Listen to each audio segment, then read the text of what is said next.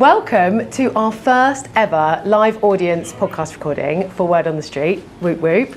I have an amazing panel of guest speakers with me today. I'm super excited to introduce, first up, I'm going to get the guys to introduce themselves, but I'll do a quick intro first. So Kate, let's come to you first. Can you introduce yourself to our lovely audience? Yes, hello everybody, thank you for having me here. So I'm Kate Munday.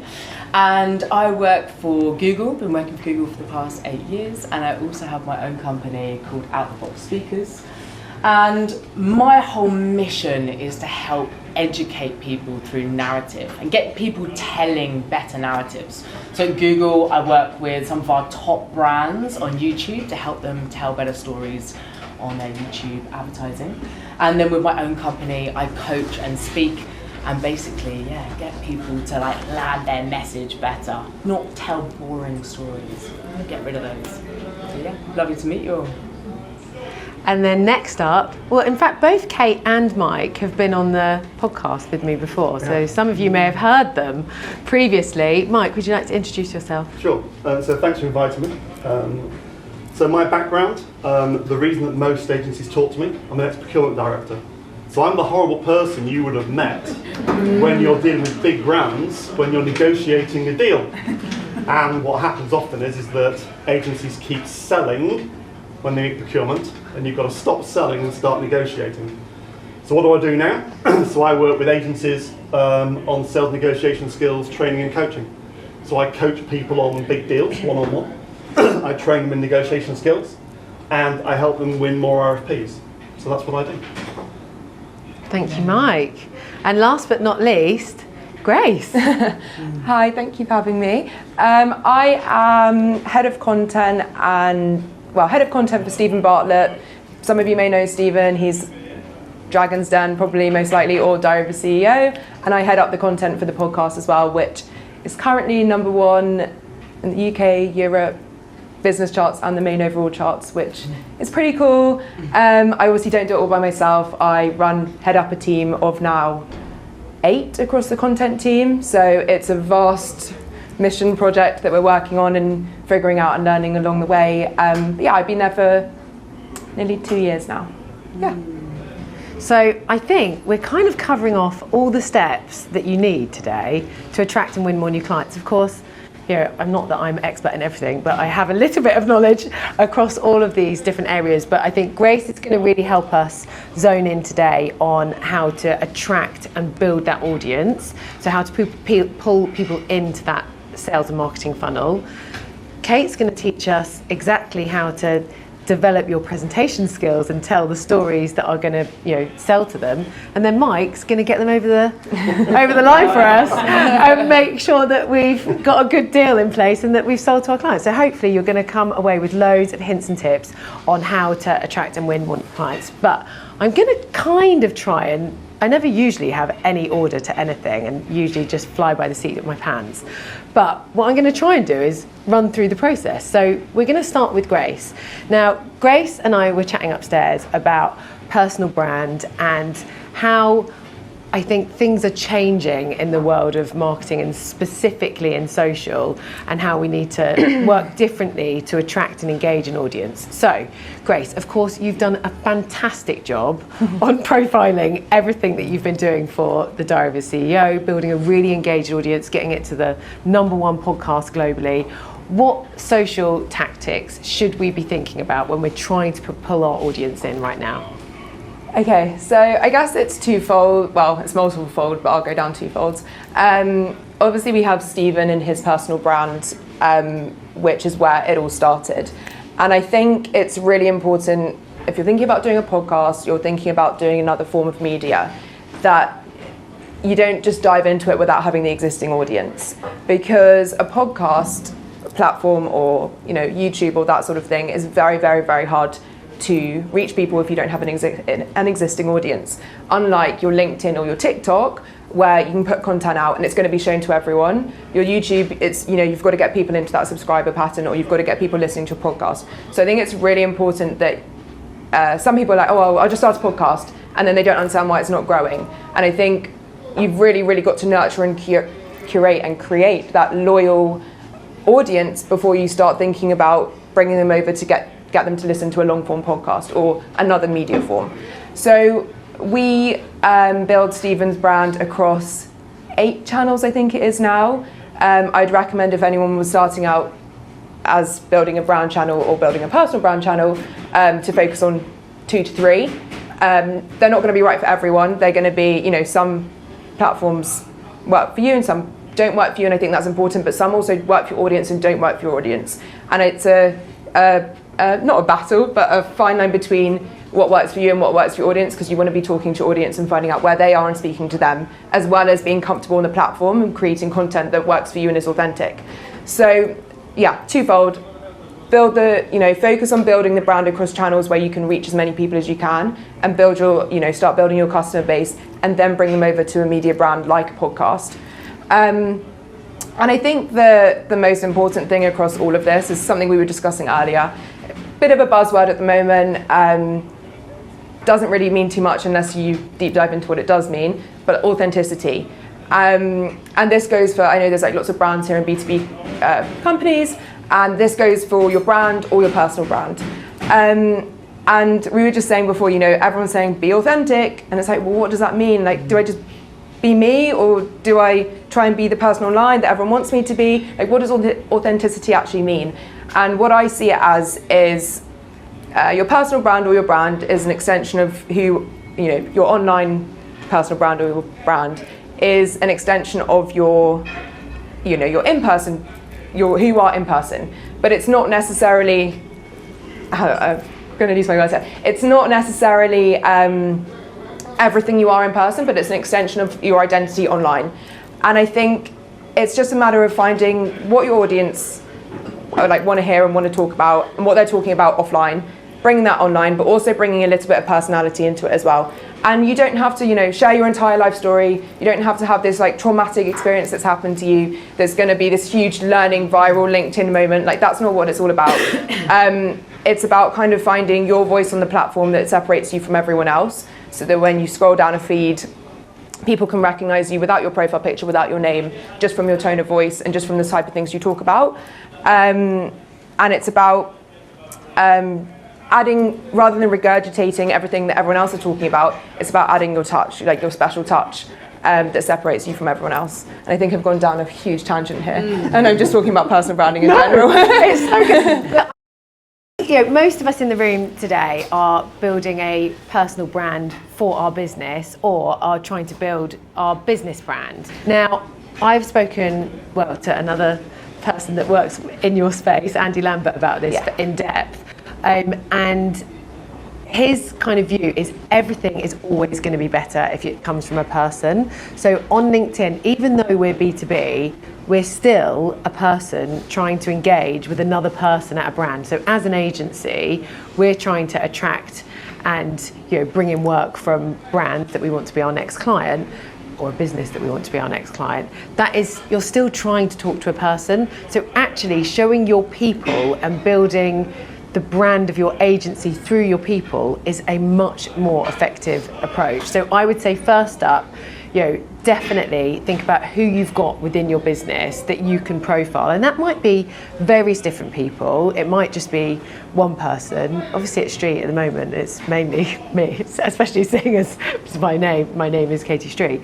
But on the whole, we have used me as a channel to, not as a channel, but as a person through the channels to engage and hopefully provide helpful content like we're doing today. So definitely worth thinking about who you've got within your agency or within your business that can help you do that. And then channels, Grace, I wanted to kind of talk to you about channels, and of course, Kate, you're going to have an opinion, well, as I'm sure you are as well, Mike.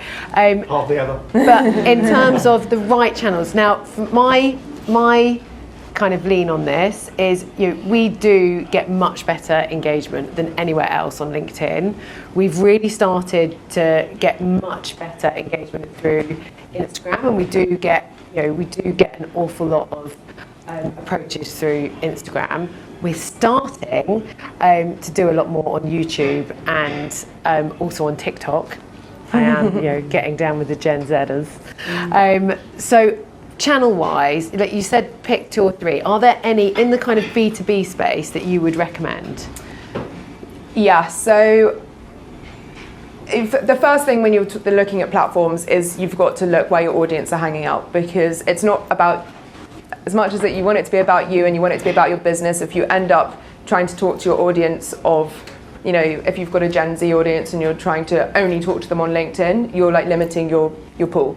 But it's also worth thinking about how the platforms work and the algorithms, and it's not to get super technical, but your reach on TikTok right now is basically uncapped.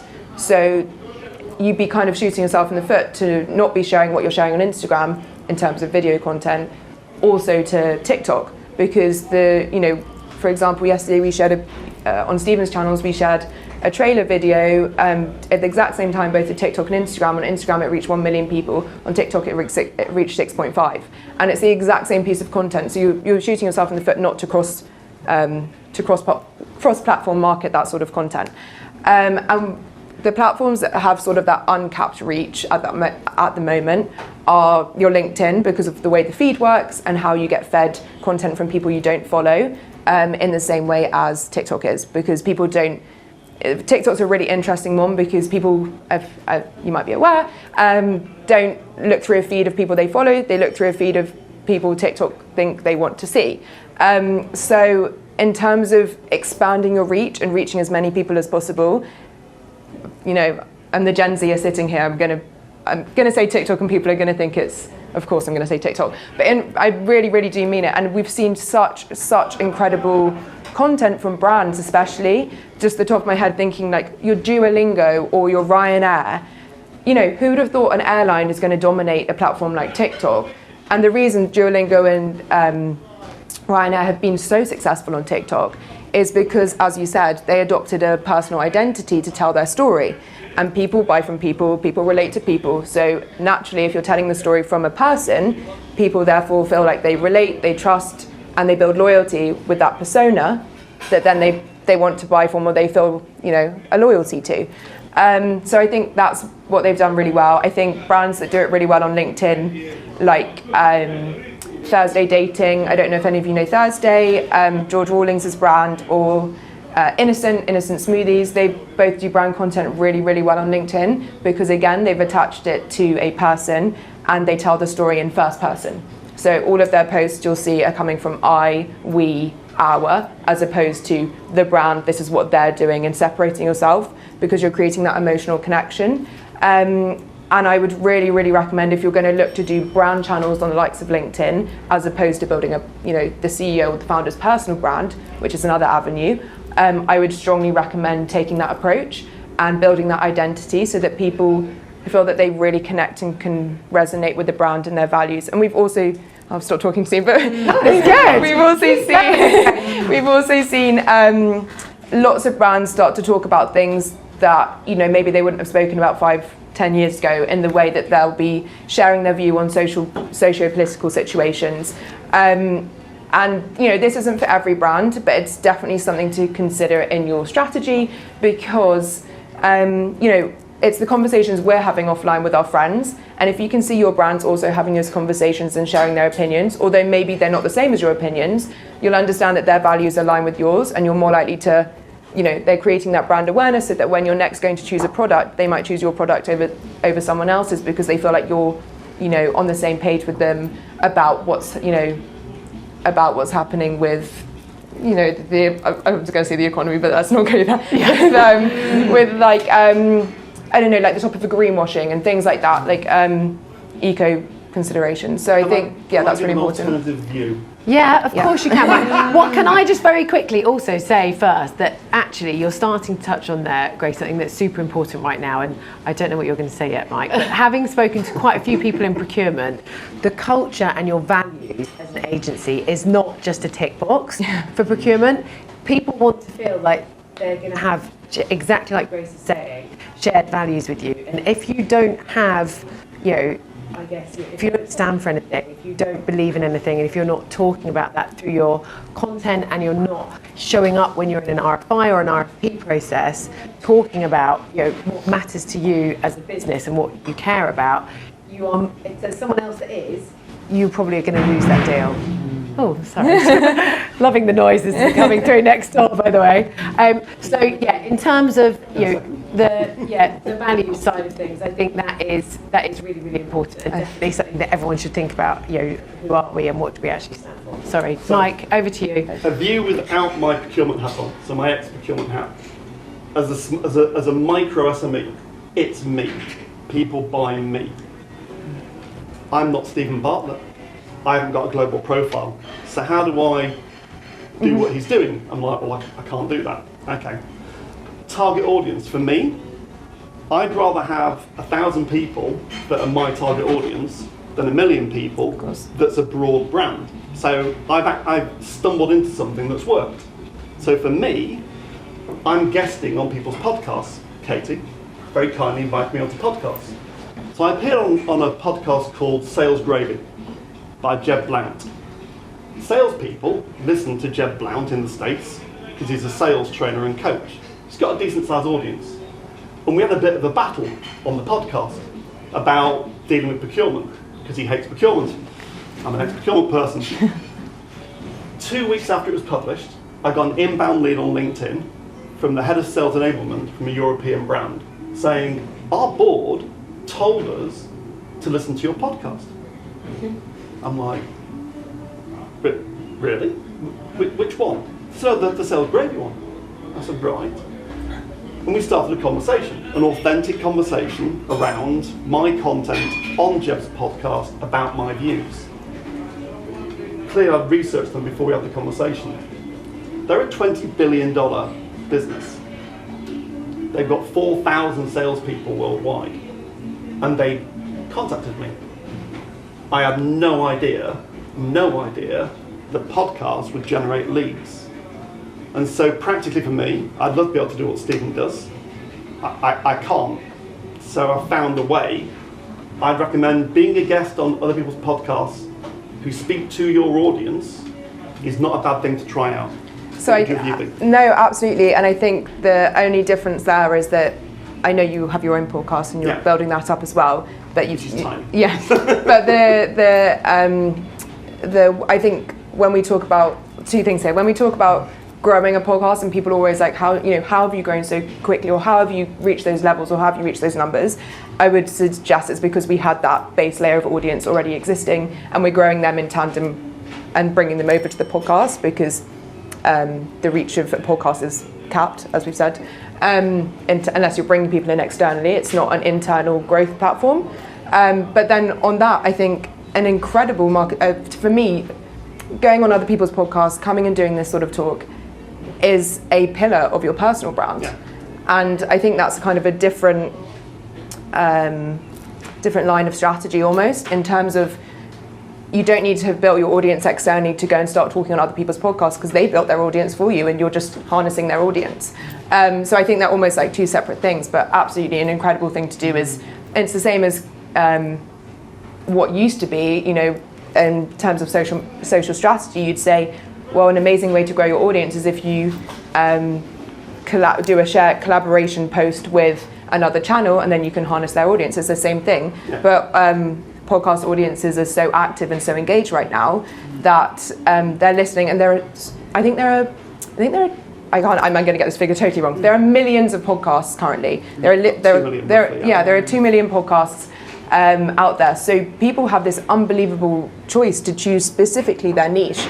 And so if your audience are already existing there, you'd be, again, shooting yourself in the foot, not to also put yourself in front of that audience. It's an incredible opportunity. I'm going to add to what you guys have already said. I think what is clear, what you both said, is go where your audience are. And I would absolutely agree with that. First of all, it's empathy. That's the starter, the best part and the most important part to any pitching or presenting that you're doing is actually listening to where your audience are, and then targeting that. And all of the platforms that you've mentioned are great, definitely, but I'm also going to give you another little taster or food for thought, which is about that these are great, but they are snippets of information. When you're on TikTok or you're on Instagram, it's flicking through on your mobile phone whilst you're on the way to work or doing something. They are just snippets, breadcrumbs, if you like, to the real big meaty piece of the story. And I think that's where YouTube actually has set itself aside, is it's still a real great creator content platform for where you do your storytelling. And in fact, we've actually just been, we looked at a study recently, looked at ROI and ad format lengths. And the biggest driver of ROI is the 60-second plus, so your long formats. And actually the sweet spot is 2 to 3 minutes. And only 15% of advertisers are doing 2 to 3 minute pieces of content. And really that makes sense. In fact, what's actually more interesting is the lowest driver of ROI is 30 seconds, which is funny because it's like our traditional medias. It's your TV advertisements. What we've always relied on is that 30-second piece, which actually is a bit archaic now and outdated, is what we've learned. So actually now, and it makes sense, right? Because 30 seconds is a bit too long to get somebody, force them to watch it. It's a bit too short to land a proper message in it. It's a bit too complex to automate, but it's also a little bit too simple. Doesn't really fit anywhere. But what we're seeing, that main ROI driver is that over 60 seconds, that 2 to 3 minute piece. And that's where you can tell your narrative. And in that narrative piece is where you get to be really authentic, right? That's where you get to show yourself or your brand, its core values, your mission, what you're trying to do, and really bring people on the journey with you. That's so important, and I think that's a big step change that we've seen with our social assets. Is, traditionally those really shorter, everyone's like, keep it under a minute, keep it. And in fact, the platforms forced us to a certain extent. Whereas now, I think LinkedIn, Instagram, oh gosh, I'm going to get this all wrong, but LinkedIn, you can do up to 10-minute video clips, and we're seeing much better engagement when we're developing those longer form pieces of video content. And this is a huge tip, for me, just to kind of break down, and we will move on to presenting your ideas and the storytelling in a moment, but you think about when you're developing your marketing strategy and these content plans, how you can do something that is going to make your life easier. So for me, recording the podcast, I not only get a podcast which goes out on Spotify and Apple Podcasts and all the platforms that reaches people that hopefully, because we hopefully put good show notes together, people can find us if they want to learn about B2B sales and marketing, but we also get a 60-minute or 30-minute, depending on the length of the episode, video that we can put on YouTube. We also can do some YouTube shorts and some shorter video content that we can post onto YouTube. We can also do a 5-minute clip that we can put onto LinkedIn. We can also get a write-up on our website with a link and embed the YouTube video. So that one thing that we can then also send an email pushing that out to our thousands of engaged audience. Some of you are here today, probably off the back of some of these emails. We can also then push that out to our audience and say, look, hey, we did this podcast. This is what you're going to learn. We can create some slide shares, which are trending really well on socials at the moment, that pull out maybe the 5 key takeaways from that podcast. I've got people that I speak to saying, gosh, I've never listened to any of your podcasts, but I constantly see you on LinkedIn. I love all the tips and the hints and the tips that you're creating. So develop strategies for your sales and marketing, reach to pull people in that are really going to work hard for you, that you can do one thing. I mean, I'm saying it's really easy. I've got a lovely team sat at the back, Jasmine, Nicole, Svea, that make all of this happen. I just get to show up and chat to amazing people like I am today. But think about tactics that are going to enable you to get lots more content out of doing one thing, save you time, and are repeatable. Because another really important thing about developing your social strategies or any kind of outreach strategies to build an audience is continuing to show up. If you do it once, and we have worked with clients, they're like, oh, we did that one webinar and we just didn't get the results. Yeah, because you did it once. You've got to show up week in, week out, month in, month out. There is no quick fix. You have got to do this continually. You've got to have muscle memory. It's like going to the gym or anything like that. You've got to show up consistently, and you've got to show up with authenticity, telling a good, there's a lot of ingredients that make good content, but if you can get them right, I promise you, it's really worth. And it becomes really easy once you start doing it. and you just get that muscle memory, it becomes really easy to do. I mean, Grace is a great example I'll just of add that. really quickly, I know we need to move on, but people always are like, how are you doing those numbers on the Diary of CEO? We've got this chart which we share almost every day in our group chats, and I think Steve's posted it a few times on his channels, you've probably seen. For the first 2 years of the podcast, the reach, I remember when we celebrated 2 years ago, we celebrated when we'd reached, I think, 10k listens in a week, and now we're at, this month we're going to hit 15 million audio listens in a month.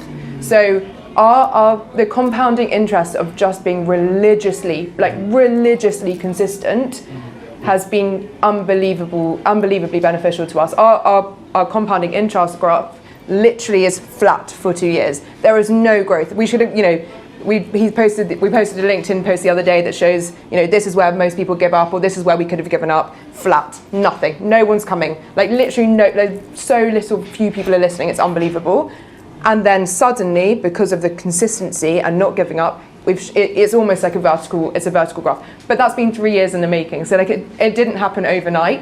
And when I say religiously consistent, I mean religiously consistent across every single element of the podcast. So religiously consistent with the standards. We don't let standards drop across anything, no matter what happens. And the guest booking and the content that goes out afterwards. And you don't slip, because if you really seriously want to achieve those results, you just have to be religiously consistent, and not only religiously consistent, but religiously consistent with your experiments as well, if you really want to achieve that growth. Yeah. I would say, and it's the same, I know a lot of you probably don't want to hear this. How many actual new biz people do I have in the room today? Show of hands. New biz directors, new biz managers.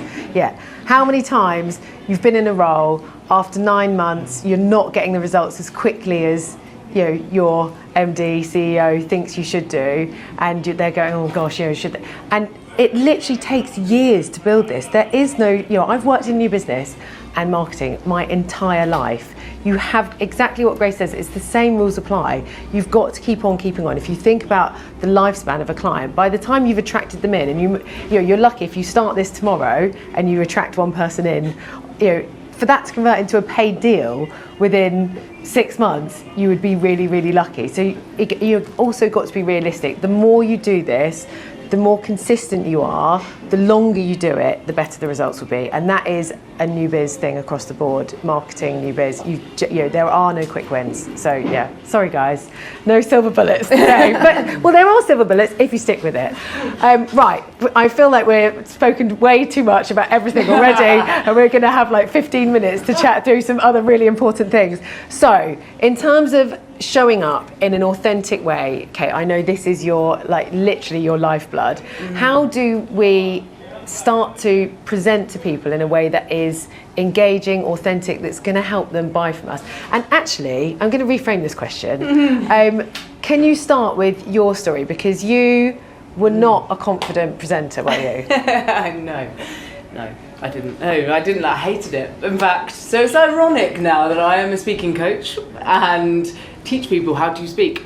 But I guess that's also part and parcel of it, is that what sets me aside from other speaking coaches is they have this natural ability, whereas I totally did not have that. Introverted, did not want to speak, got forced to go to acting school by my parents, hated every minute of it, learned how to act and put on this mask, the opposite of authentic, and that was what I was this show pony for a while, until I then started to learn that actually the importance of authenticity, the importance of being able to resonate and relate to people, bring people in, and that's where I've been obviously very lucky working for Google, Mars, Telefonica, some big corporates who have really sponsored me and my growth and my development. But I decided it was a decision. I was right, this is either going to consume me, or I've got to go and own this. So I was I'm just going to throw everything at this, because I could see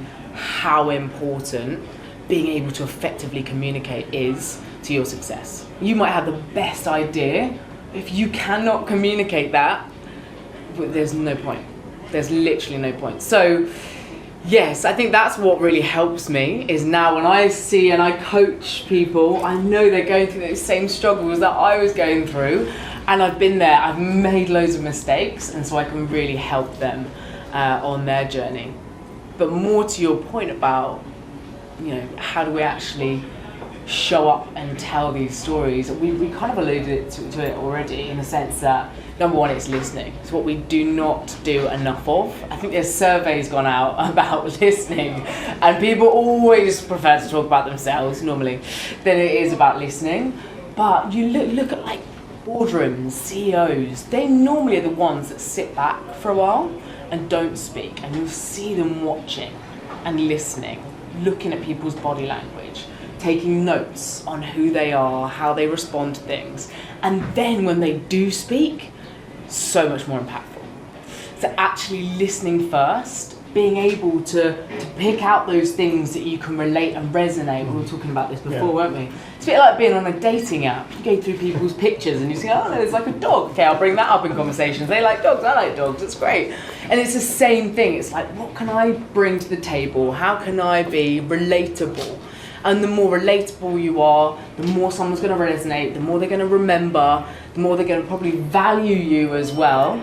And so my friend's setting up a festival this year, and he got told if he has a spin to that festival that is to do with running, right, he will be more likely to book some of the highest or the biggest DJs there are around, and for a cut fee as well. The reason being, apparently lots of top DJs are also runners, so they resonate with that, right? So just because of that, they will come to his tiny little festival over going to Ibiza or whatever it is.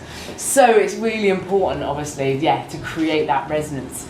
And then, like I said, being authentic, stepping into your own, understanding who you are, and not being afraid to be vulnerable.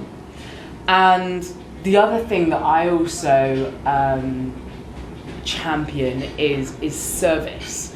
So the way that I set up my company, Out of the Box Speakers, it's all about, like, I just want to help people. Like, I would coach for free, 100%, because I just love it so much. I really just thrive off of seeing people grow, and that transformational shift, the penny drops that they have, actually coming into their own, and it's amazing. I would do it for free. The fact that I get paid from it is just a gift in itself. So, but it's all about, like, how can I add value from the offset? From the first conversation I have, it's like, how can I help you? What can I do? Even before they're even starting to think about money. And I think that's really important. We were talking about that. I believe there's a difference between receiving and taking. And lots of people just go after the money. It's not authentic, because you're just going after the money, and people can see it, they smell it from a mile away. Whereas if you're just genuinely there trying to help people, and sometimes I actually recommend other people. I say, actually, I don't think that this is me that you're looking for. I'm not the right fit. I do know somebody who's really great for you, actually, and put them in touch with that. And you never know, that might come back round to me at a later stage when they are ready to work with me for whatever their need is. And I think that is it. It's being authentic, being genuine, and just trying to help people comes across. And people love it. Yeah. I mean, Kate, honestly, she was on the podcast last week. So if anyone wants to listen in depth to presentation skills, how to get your ideas across, there's so many things that we could dig into. The one that I think would be really great, because most of us in here are having to, present ideas internally to get our colleagues or our senior colleagues on board with our ideas, or present often, and we're back in the kind of pitch mode again, back in the room with clients where we're actually pitching in person.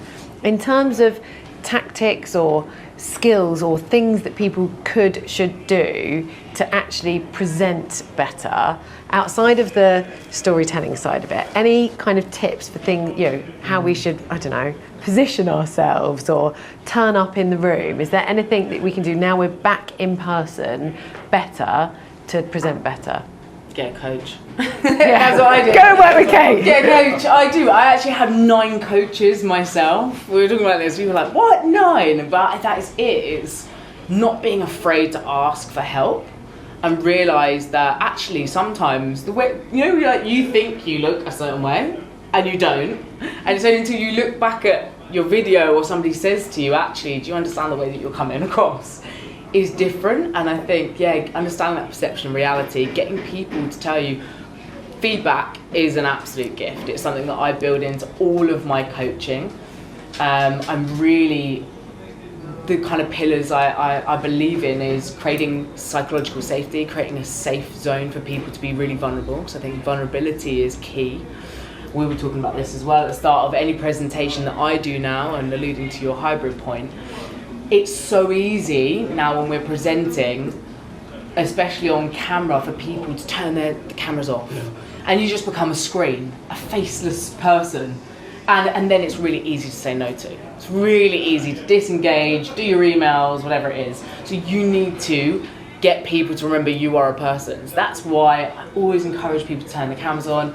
The first 5-10 minutes of every meeting I do is a lot of chit chat, a lot of self-deprecation is my go-to, or jokes. A bit of humour definitely helps. Or storytelling as well, obviously. When we tell facts and figures, it only ignites 2 parts of our brain. When we tell stories, it ignites 7. So what I do is actually put some things behind me on my shelf in my office that are really interesting, like got good stories to them. So people are like, what is that about? And then I can tell a story. Then they see a little bit more of me and my personality. They get bought into me, and that's it. People do business with people, don't they? You're saying it's right, buying into people. So that is really important, I think. And then going back to like the pillars and what I think is really important is doing. You said this as well, showing up, being consistent. That's the only reason why I got to where I am now, is because I was like, I'm going to do this. I'm dedicated. I'm investing loads of money so that I show up, because I'm like, I put a lot of time and money into this, so I need to do this. And that's it. It's doing. And in my coaching as well, it's not about me. It's about the person I'm coaching. I get them up and get them active and speaking as much as possible, and then feedback as well. So I have, God, my friends must be bored of me, but I literally have certain friends I go to for certain things. If I need critical feedback, like punchy feedback, I'll go to a certain few friends. If I need just a few like tips on my actual presenting and delivery, so I've man-marked my network, who I go to, and they know when I need them as well, internally and externally. And I think those 3 things are really, really important. So vulnerability, getting out there and doing it, and then feedback as well, checking in. And not just at the early stages, make sure you go back once you've launched something or done something as well. Test and learn. It's what life's about, right? Constant tweaking. I love that. I love the filming idea, because I've been lucky enough to do presentation training and been sent to a hotel for a week, and you get filmed. And you know what? Watching yourself back, and even little things for me as a woman, wearing lots of jewellery, like clinking around, like little things that I know now, right, if I'm going to do a big presentation, although I clearly haven't listened to myself today, don't wear loads of clanky jewellery, because I do tend to wave my arms around. So it's really worth, if you can invest the time, if you're doing a big pitch to a client or working on a presentation, film it with your team, see how you all show up, watch yourselves, because there'll be things that you critique about yourself that make those little tiny changes will make all the difference to your presentation to your clients. More so, I've actually now started filming the audience as well, because sometimes I think I'm really funny and I try and land really good jokes, but I want to see if people are actually laughing. It was just me.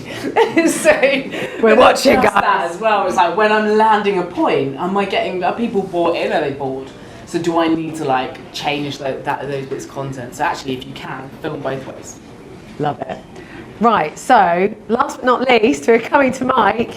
Mike, we've talked about how to bring your audience in. Yep. We've focused in on then how to present our ideas and pitch our proposals. When we're at the last hurdle and we're really starting to negotiate, like you say, hopefully we've already sold ourselves very well to bring them in and get to the point of presentation and presenting our ideas. How do we get those deals over the line? So, quick poll. So how many of you have kind of heard this? So you've been working with a CMO, or you've been working with your marketing lead, and it's gone really well. You've built loads of rapport, you've been authentic, you've shown up consistently, you've got a proposition, and they say, fantastic. So I think we've got a deal that we can work with. You've just got to go and see procurement, and we're all good. Anyone face that at all? 1, 2, 3, 4, 5, yeah. About a dozen people or so probably. Because it's very true. How do you stop that? So, a lot of people think procurement are like the police. You know, we're regulatory, we're kind of, it's all about compliance and there's rules and the T's and C's can't change and you do what I say. Well, it's nonsense. It's nonsense. Part of it's true because we're the guardians of governance for an organisation as procurement. If you engage us at the beginning of a deal, if the deal's over about 50k now probably, used to be about 100, in this market I'd say probably 50. If it's over £50,000, someone in procurement somewhere in a big brand is going to get involved in it in some way. Bring them in at the beginning. Get them to be part of the dialogue. Why? Because for a start, if I'm the category lead for marketing in Shell, never been that big, but you know, if I was, I'd have this PSL, this preferred suppliers list. If you're not on my preferred suppliers list, and you're going to spend 6 months pitching, all that'll happen is, you'll have shaped the expectation, you'll have built the proposition, you'll have built the solution, you'll have priced it, you'll have worked out the ROI, and it'll come to me and I'll go, that's great, I'll go and talk to my PSL roster agency, thanks. Because they can do that. And I've now got a benchmark price to beat them up with, to get a better ROI than I would already. So involve us at the beginning. Simple way of doing it. You're talking to your marketing lead, and procurement aren't at the table. And you realise now it's probably a 100k deal. So it's valuable to you, it's valuable to the organisation. And you say, typically what we find in these situations is if we don't get procurement involved early, it goes wrong at the end. Does that kind of resonate? The phrase what we find, I was taught in selling, you're not telling someone what their situation is. You're saying across all my clients, what we find is, if procurement aren't involved at the beginning, it goes wrong at the end. And they'll engage with you. You're being authentic. It's about all your clients and who you've spoken to. So get them involved at the beginning. If that doesn't work, then say, if we do manage to do a deal, what we know is, in order for us to invoice and get paid, we need a purchase order. Well, the only people that raise purchase orders typically is procurement. Is that true in your business? Yeah, it's true. So also, we'll need to get vetted to be a supplier, or else we can't get on your PSL. Is that true? Well, that's also true. So why don't we get them involved early on, just to make sure that we actually could become one of your preferred suppliers. So it's a tactic to get them involved early. So that's kind of one thing. Second thing is, stop selling.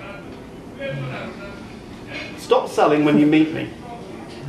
I'm assuming that you've already sold the idea to marketing, if that's your client, or sales, or technology, or HR, whichever your department is you're working with. I assume they've bought into you, your brand, this proposition, and hopefully you've demonstrated the ROI is greater than 7 to 1. I'm assuming you've done that. So selling to me is pointless. We now need to negotiate. So take your sales hat off and put your negotiating hat on. You might find in your businesses, you swap the lead. Some people are brilliant negotiators who are not great salespeople. Well, if you've got people that are brilliant negotiators, bring them in to do the negotiation alongside you as salespeople. That can work very well, especially on bigger deals. And when you're negotiating, the final kind of tip, I'd say, about negotiating with procurement is how do you negotiate? 80% of the value in any negotiation is in the preparation, not at the table. It's not a show, It's not the kind of the showpiece, the acting. It's in the preparation. And there's 4 steps that I've developed, which is simple to understand, harder to do. Start with what your objectives are, work out what their objectives are. Have a BATNA, best alternative to a negotiated agreement. What happens if you have to walk away? Step 2, how long is it going to take? What's the timeline? Share it with them. Step 3, what are the variables that you're negotiating around? There's price? Yeah, of course. There's length of contract. There's termination rights. There's intellectual property. There's 4 at least. Normally I've got about 8 or 10 that I negotiate around. Write them down and work out what you want. And then work out what you'll accept. And then, and only then, start negotiating with your counterparty. And then rinse and repeat. Because what I do know is, the moment you meet people like me in my old role, you'll learn a whole lot of stuff if you listen, find out what you missed, go away and say, we've misread this a bit, we're going to come back to you. And you go back and you re-prepare and you go back again. So have a process of some kind. And the last thing I'd say, I'm trying to work out if the audience is engaged or if they want breakfast. I think they want breakfast. We're getting close to breakfast. I think they want breakfast. Katie often says to me, so how do you engage with procurement? How do you engage with them? A few things. Outside the RFP cycle, don't try and build a relationship with procurement in an RFP cycle. It won't work. My role is to run the process, not to build a relationship with you. 18 months in advance, 2 years in advance of working with one of your top 30 clients that's on your wall, that's written down, engage with me. Build thought leadership, write thought leadership papers. Genuine market knowledge, thought leadership.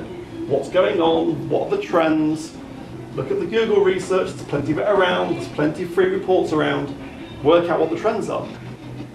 Work out what technology disruptors are around that's changing the landscape. Write it in a consistent thought leadership paper and send it to me. I have something called a category plan in procurement. In marketing, there's a category. I write a plan. Who's in, who's out, what we're looking for. If you send me that thought leadership paper, that helps inform my category plan, well in advance of me finding you as a supplier. And then invite me to webinars, invite me as a guest on your podcast. Ask me about what I want, what I need. Ask me questions in advance. Become what I was taught 25 years ago. Become the trusted advisor. There's a great book by a guy called David Meister called The Trusted Advisor. And it tells you the dimensions of building trust. And you don't start with relationship with procurement. You start with credibility and reducing risk.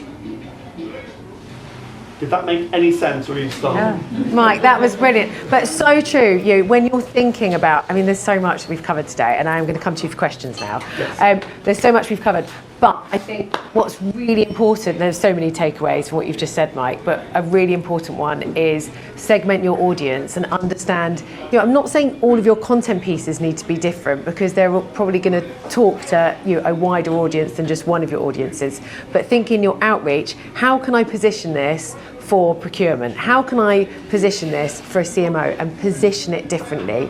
Because they're all going to have slightly different challenges in their roles that your piece of content is going to help them solve. So make sure you're talking to all of the people that are going to influence buying you, not just the CMO or the head of digital, whoever it might be. Right. Thanks, guys. That was so good. And sorry, everyone, about, it sounds like having a great time in the kitchen next door. That is the only problem with this venue, which I love. Believe it or not, it did used to actually be Radio 1. I don't think they had the kitchen there at this point, but it was Radio 1's live lounge recording studio, and yeah, they clearly didn't have a kitchen next door then. I don't think the bands would have liked that. Does anyone have a question for our panellists? We've covered quite a bit. If anyone has, yes. See, look, I knew one of the street team would save me. James. So with regards to the diversity of the podcast, I run a podcast agency, so obviously I have to ask the question. In the industry, you might not know this, there's so now it's called Stephen Bartlett effect. And Stephen Bartlett, I might have just coined it myself, but basically my clients now come to me and they want me to now make them sound like diversity. Can I get that clipped and send it for my team? Yes! Everyone's coming and going like, how do you do what those guys and girls are doing over there? So how much of your time do you look at best practices from other podcasts or you look at other media? Because, for example, and I'll give you an example, everyone now wants a multi-clip, emotive, music-driven intro, whereas before it was like, hey, welcome to my podcast. They want some tears, they want some emotive music, they want a bit of nuance to it. So yeah, how much time do you guys spend looking at other brilliant podcasts, or are you looking at other mediums and go, oh, that works for that space? To be totally honest, we do research and we're very, very aware of what's going on kind of with our competitors or other people in the top charts and that sort of thing. We try not to get too bogged down in it all and try to just do things our own way, because we found that it's quite effective when you do stuff that everyone else isn't doing. And yeah, I mean, also like, thank you, that's like such a huge compliment, but I would also be super transparent and say we have a team of at least 10 people, no more, 12 to 15 people across the entire podcast from the start to finish. And I know there are 2 million podcasts out there who maybe have the presenter, the editor, or the producer and the editor, and it's a two-man team. So I don't want anyone to be confused and think that, you know, it's just me and one other guy doing the podcast or just Steve doing the podcast. It is an entire production from start to finish. We have a whole dedicated person on our team just doing those trailer edits, which then goes through 3 different people before anyone sees it in our team, let alone the public see it. It's a rigorous process from start to finish. And we, glad you said that. and we care so much. We live and breathe the podcast, and we care so much about those 1% gains. We are discussing, last night, for example, Alex Scott came out this morning as our podcast. We were discussing those thumbnails for maybe 3 hours.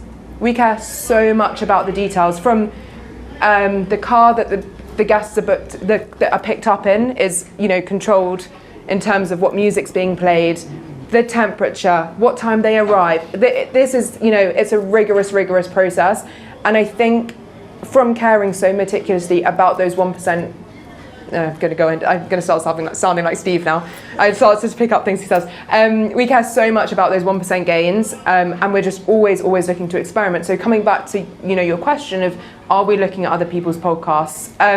We are, but we care so much about experimentation that we're constantly just trying new things. And we'll try. We're very lucky that we've got a culture of experimentation in our team that's where like failure's almost encouraged. And failure is a safe place, and it's the place where we find that we're growing or we're not. So we'd rather try 10 things a week, and we're trying 10 things a week. Tiny little things you probably wouldn't even notice, from the colour of the thumbnails to the grading on the trailer to the quote that's used in the start of the trailer, all of the copy on the cross promotion of the podcast across all the channels. We're looking at all of those and tweaking, and sometimes one little tweak, we'll try it 3 times, it will take off and it will take us in a new direction. So we're not so much influenced by what other people are doing, but we're influenced by constantly experimenting, and never never feeling complacent and never settling. We reached number 1 maybe in the UK charts maybe 6 months ago, and now we're like, how can we break America? So it's never it's never done. You're never done on your growth journey, and it's we were thinking about how can we, I'll say it anyway. We were thinking about how can we apply this model to other podcasts, and we were thinking about that route, and then we thought, no, why would we spread out the resource on what's already a really good thing? If this is going really well, how can we make this the best podcast in the world? And that's our mission. Like, our mission is to make this the best podcast in the entire world. So what do we need to do to get it there? But yeah, it is a 15-man team behind it. It's not just a couple of people. So don't underestimate the value of all of those stages of creating the podcast. James, thank you. That was an awesome question. I am going to be mean and say no more questions. Oh, sorry. No, it's fine. Because I'm sure all of you are starving. But I think you can apply that. Everything Grace was 100%. saying is not just a podcast. That's all your marketing tactics, 100%. all your sales tactics, anything that you're doing, always those little marginal gains. When you're bringing someone into the office for a meeting, what's the journey of that prospect when they arrive? What food have you got at the table? There's so many things that you can apply that to in your kind of new biz and marketing process. So super relevant. You will have the ability, those that are listening, sorry guys, you have to email me if you've got any questions for our guests today, or if you're watching on YouTube. But if you've got questions for those in the room, we're going to be coming to sit down now. So we've tried to kind of spread ourselves around a little bit. So you should have someone on your table that you can ask any questions to, but continue the conversation, hopefully eat. I don't want to call this breakfast anymore. I'm definitely going to call it brunch. So yeah, sorry for keeping you all for so long before we've given you any food. I hope you all enjoyed it. Can we do a little round of applause for our lovely guests?